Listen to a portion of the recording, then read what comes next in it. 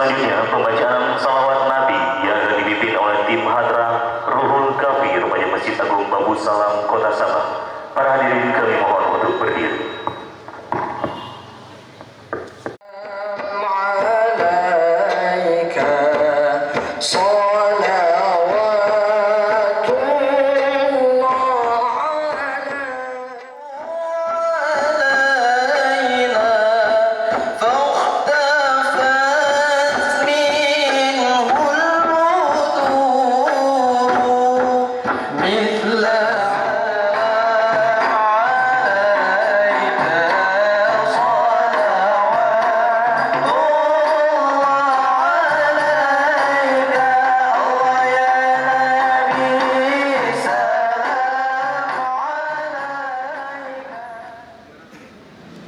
Alhamdulillahil jabbaril qahar al-azizil ghaffar khaliqil jannati wan nar. Wassalatu wassalamu ala sayyidina Muhammadin sayyidinil muhtar wa ala alihi wa ashabihil athhar. Amma ba'du, faqala ta'ala fi kitabihil karim.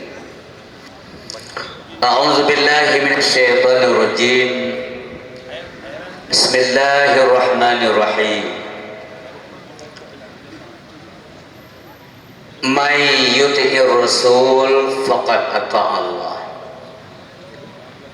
Wa man tawallaw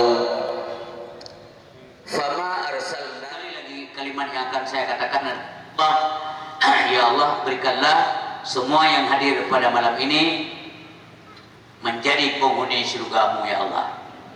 Ya, dengar, orang-orang yang akan menghuni surga Allah. Wa may ya'tihi mu'minan, siapapun yang kembali kepada Allah membawa iman. Kalau yang tadi kan menjadi penghuni neraka yang bawa dosa apa?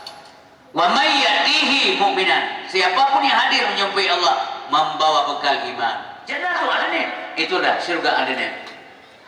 Tajri min tahtihimul anhar, surga yang di bawahnya ada sungai-sungai yang mengalir. Wa dzalika jaza au khalidina fiha, kekallah mereka di dalamnya, kekal itu, kekal di surga selama-lamanya. Sampai kapan? Wallahu alam, karena kekal makhluk tetap beda dengan kekal Allah. Kenapa, Pak? Tulis saja hamba Allah. Ini banyak, Pak. Yang 100.000 aja kita tulis, yang 10.000 bahkan saya tulis. Ini Pak 20 juta banyak nih. Iya, tapi jangan tulis.